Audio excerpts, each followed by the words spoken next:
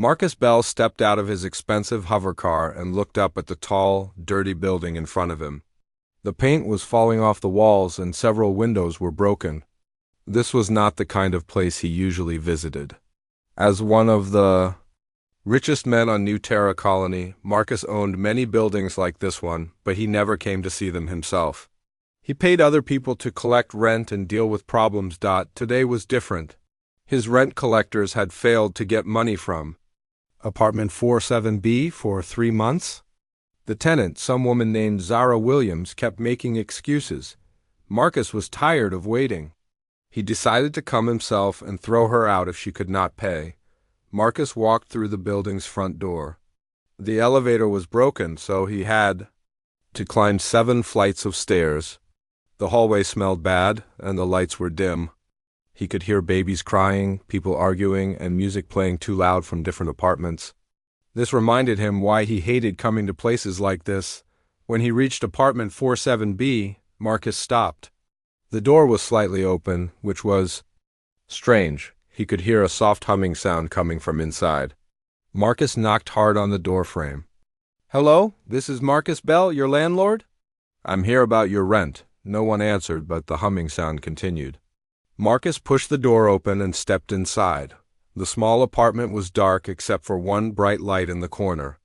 Under that light sat a young black woman at an old sewing machine.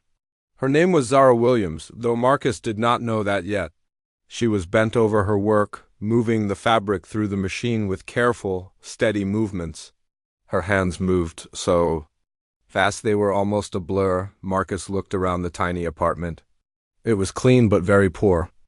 There was a small bed, a table with 2 chairs, and a kitchen that was barely big enough for one person. But what caught his attention was the sewing area. Fabric was everywhere, hanging on lines, folded in neat piles, and spread across every surface. But this was not normal fabric. It seemed to shine and move slightly like it was alive.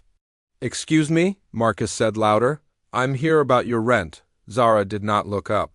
She kept working, guiding the strange fabric through her machine. Marcus walked closer and saw that her fingers were bleeding. Small drops of blood had stained the fabric she was working on, but she did not seem to notice or care. "Hey," Marcus shouted, getting angry. "I'm talking to you." Finally, Zara looked up. Her eyes were red and tired. She had not slept in days.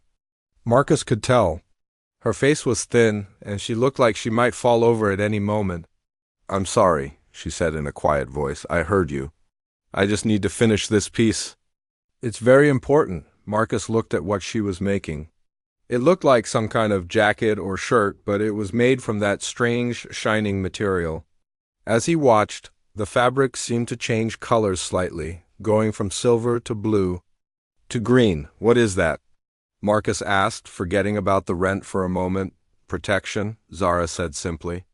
She turned back to her work. "People are going to need protection soon." "Protection from what?" But before Zara could answer, she suddenly stopped sewing. Her hands shook, and she gripped the edge of the table. Marcus could see that she was about to faint from exhaustion. "When did you last eat?" he asked. "I don't remember," Zara whispered. "Maybe yesterday, maybe the day before." "I have to finish this. They're coming." "Who's coming?" Zara looked at him with scared, tired eyes. "The ones who want to kill us all." Then she collapsed. Marcus caught Zara before she hit the floor. She was so light that it scared him. He could feel her bones through her thin clothes. He had never held someone so weak and tired before. He carried her to the small bed and laid her down gently. Then he went to the kitchen and found a glass. The water from the tap was brown at first, but it cleared after a few seconds. He brought the water back to Zara. "Here, drink this," he said, helping her sit up. Zara drank the whole glass quickly. Some color came back to her face, but she still looked very sick. "Thank you," she whispered. "I'm sorry about the rent.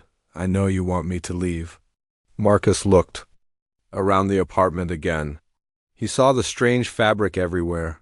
Some pieces were finished and looked like clothes. Others were still being worked on.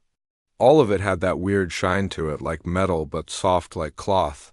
"What is this material?" Marcus asked. "I've never seen anything like it." Zara was quiet for a long time. She looked at Marcus like she was trying to decide if she could trust him. "You won't believe me," she finally said. "Try me." Zara pointed to a pile of the shining fabric near her sewing machine. "That's not from Earth. It's not even from this planet. It came from a spaceship that crashed in the desert 3 months ago." Marcus stared at her. "A spaceship?" "An alien spaceship. The government said it was just a meteor, but I know people who work in the salvage yards. They told me what they really found out there." Zara stood up slowly and walked to her work table. She picked up a piece of the fabric and brought it back to Marcus. "Look at it closely," she said. Marcus took the fabric in his hands. It was warm, and he could feel it moving slightly, like it was breathing. The colors shifted as he watched, and it seemed to react to his touch. "It's alive," he said, almost dropping it. "Not alive like an animal," Zara explained, "but it responds to things: heat, touch, emotions. The aliens who made this were very smart. This material can protect people from almost anything." "How do you know all this?" Zara sat back down on the bed. "I've been working with it for weeks. At first, it wouldn't do anything. It just lay there like normal cloth. But then I started spending more time with it, touching it, trying to understand it. The more I worked with it, the more it started to respond." Marcus looked at the bleeding cuts on her fingers. "It hurt you, only at first. It was testing me, I think. Seeing if I was worthy. Now it works with me. It wants to help." Zara picked up the jacket she had been working on when Marcus arrived. "This will protect someone from laser fire, radiation, even poison gas. The material learns what threats are coming and changes to stop them." "Why are you making these?" "You said someone was coming to kill us all." Zara's face became very serious. "The people who work in the salvage yards heard radio signals before. The ship crashed. The aliens were trying to send a warning. A big fleet is coming to this planet. They want to destroy all humans." Marcus felt cold. "When?" "Soon, maybe weeks, maybe days." "The government doesn't believe it. They think the aliens who crashed were just explorers." "But I've been listening to the radio signals myself. I have equipment that can pick them up." Zara pointed to a corner where Marcus saw electronic devices he hadn't noticed before. "The signals are getting stronger every day. They're coming, and they're bringing weapons we can't fight with normal armor and guns. Only this alien material can protect us." Marcus looked at the small pile of finished protective clothing. "How many have you made?" 12 jackets, 8 pairs of pants, 6 helmets. It's not enough. I need help, but no one believes me, and I'm too tired to work fast enough." Marcus realized that this small, exhausted woman might be the only thing standing between humanity and complete destruction. Marcus stared at the radio equipment in the corner. The devices looked old and broken, but small lights blinked on them. He could hear faint crackling sounds coming from the speakers. "Show me," he said. Zara walked slowly to the radio setup. She turned a few dials, and the crackling got louder. Then Marcus heard something that made his blood freeze. It was voices, but not human voices. They made clicking and hissing sounds that hurt to listen to. "That's them," Zara said quietly. "The hegemony, that's what they call themselves. They've been sending signals for weeks now. How do you know what they're saying?" Zara pointed to another device with a small screen. "This translates their language. I bought it from a smuggler who got it from another crashed ship years ago. Most of what they say is about ship positions and fuel, but sometimes they talk about U.S.?" She pressed a button, and words appeared on the screen as the alien voices continued. Marcus read them and felt sick. "Pest species located. Prepare cleansing weapons. No prisoners needed. Complete elimination authorized." The words kept coming. "Human technology primitive. Resistance will be minimal. Estimated time for planet clearing. 3 standard cycles." Marcus sat down hard in one of the chairs. 3 cycles. How long is that?" "About 3 of our weeks." Zara said. "Maybe less. And you're sure this is real? This isn't some kind of mistake?" Zara turned off the radio and looked at him with tired eyes. "I thought it might be fake at first. So I took some of the signals to Dr. Ryan Foster at the university. He knows about alien languages. He confirmed it's real. What did he say when you told him about the invasion? He laughed at me, said I was just a poor girl who watched too many scary movies. He took my translation and told me to stop bothering important people with nonsense. Marcus knew Dr. Foster. The man was smart but also very proud. He would never admit that someone like Zara could discover something he missed. What about the colonial government? Did you try to warn them? Zara laughed, but it was not a happy sound. I went to the security office downtown. I brought printouts of the translations and even some of the alien fabric to show them. The guards wouldn't let me pass the front desk. They said I looked crazy and told me to go home. Marcus thought about the colonial government. Most of the officials were corrupt and lazy. They spent their time making deals with big companies and ignoring problems in the poor districts. They would never listen to someone like Zara. There are treaties, Marcus said slowly. We have protection agreements with other alien species. The Zentari promised to help defend human colonies. I know about those treaties, Zara said, but look at this. She turned the radio back on and found a different signal. This time the translation showed something even worse. Zentari Council agrees to non-interference. Human colony designated as hegemony target practice. Payment of rare metals confirmed. Marcus felt like someone had punched him in the stomach. They sold us out. The aliens we thought were our friends made a deal with our enemies. We're completely alone. Zara sat down across from him. The hegemony has destroyed dozens of planets. They have weapons that can melt cities in minutes. Their ships are bigger than our space stations. Then we're all going to die. Maybe, unless we can find a way to fight them. Zara picked up one of the protective jackets she had made. This is our only chance. The crashed ship's computer had information about hegemony weapons. This fabric can stop them, but only if we make enough protective gear for our defenders. Marcus looked around the tiny apartment at the small pile of finished items. You can't make enough by yourself. I know. That's why I've been working myself to death trying. I hope that if I could make a few suits and show people they worked, maybe someone would help me make more. Marcus was quiet for a long time. His whole life had been about making money and beating his competitors. But money would not matter if everyone was dead. His fancy buildings and expensive cars would be useless piles of melted metal for the first time in years. Marcus Bell realized that his wealth meant nothing if he had no world left to spend it in. Marcus stood up and walked to the window. Outside, he could see people walking on the streets below. Children were playing in a small park. None of them knew that death was coming from space. I want to help you, he said suddenly. Zara looked surprised. What? I have money, buildings, and connections. You have the knowledge and skill to make these protective suits. Together we might be able to save some lives. Zara stared at him for a long moment. Why would you want to help me? An hour ago you came here to throw me out for not paying rent. Marcus turned back to face her. Because I finally understand something. All my wealth won't matter if we're all dead, and you're the only person on this planet who knows how to fight these aliens. I don't trust rich people, Zara said bluntly. They always want something in return. What do you really want from me? I want to live. I want other people to live too, that's all. Zara was quiet for several minutes. She picked up a piece of the alien fabric and held it in her hands.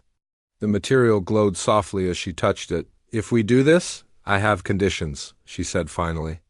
Name them. First, I'm in charge of the actual work. You don't tell me how to sew or what materials to use. Second, we hire people from this neighborhood. Poor people who need jobs.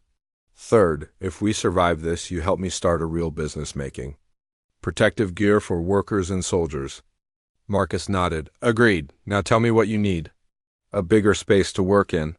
At least 20 sewing machines that can handle this alien material, good lighting and ventilation. Tables, chairs, storage areas. Zara started counting on her fingers. I'll need at least 30 workers to start with. People with steady hands and good eyes. I have a warehouse in the industrial district. It's empty right now. We can set up there. What about the workers? This isn't normal sewing. The alien material can be dangerous if someone makes a mistake. It might burn them or shock them. Marcus thought about this. We'll start with volunteers. People who understand the risk but want to help defend the colony. And we'll need to keep this secret, Zara added. If the government finds out what we're doing, they might try to stop us or take over the project. Why would they stop us? Because they're idiots who think they know better. Or because they're scared of alien technology. Or because they don't want to admit they ignored the threat. Zara stood up and started gathering some of her equipment. Rich and powerful people hate being wrong. Marcus knew she was right.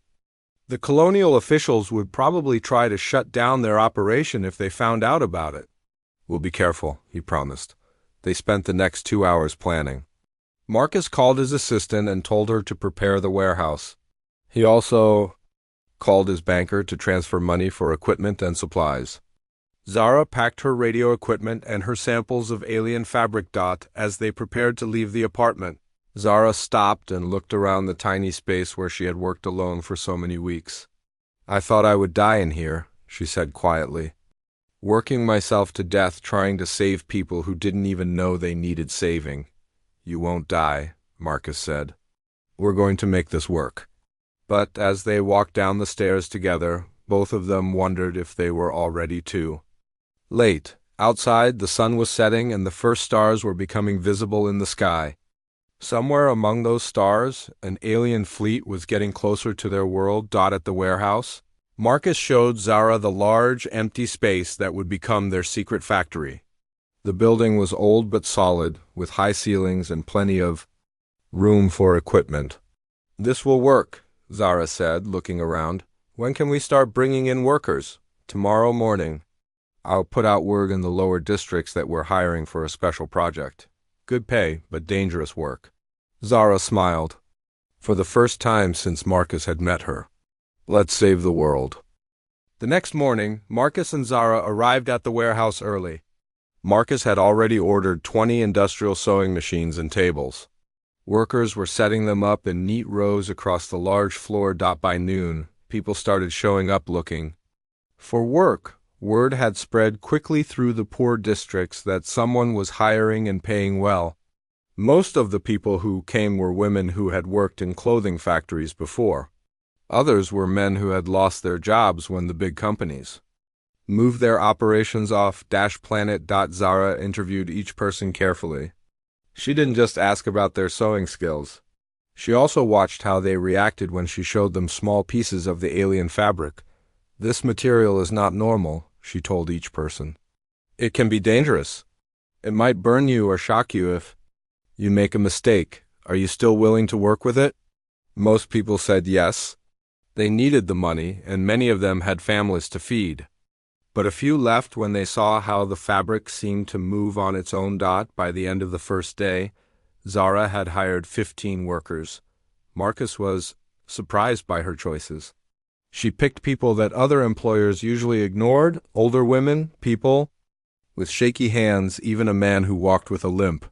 Why did you hire them? Marcus asked after the workers went home. Because they understand suffering, Zara explained. The alien material responds to emotions. People who have been through hard times can connect with it better than people who have had easy lives. Over the next few days, strange things started happening. The workers discovered that the alien fabric seemed to know what they were thinking. When someone was scared, the material would become stiff and hard to work with. But when someone was calm and focused, it became soft and easy to shape. An older woman named Betty found that the fabric glowed brighter when she sang while working. A young man called Jake discovered that the material worked better when he thought about protecting his little sister. It's like the fabric wants to help us, Betty told Zara during a break. I've been sewing for 30 years and I've never worked with anything like this. Word about the project began to spread beyond just the workers. People started coming to the warehouse who weren't looking for jobs. A retired soldier named Carl brought his old military equipment and offered to test the protective suits. A scientist named Dr. Lisa Park came after hearing rumors about alien technology. "I study materials at the university," Dr. Park told Marcus and Zara. "What you're doing here could change everything we know about fabric and protection." But Dr. Park was different from Dr. Foster. She listened to Zara's explanations and asked smart questions instead of dismissing her ideas. "The government scientists think they're too smart to learn from someone like you," Dr. Park said to Zara.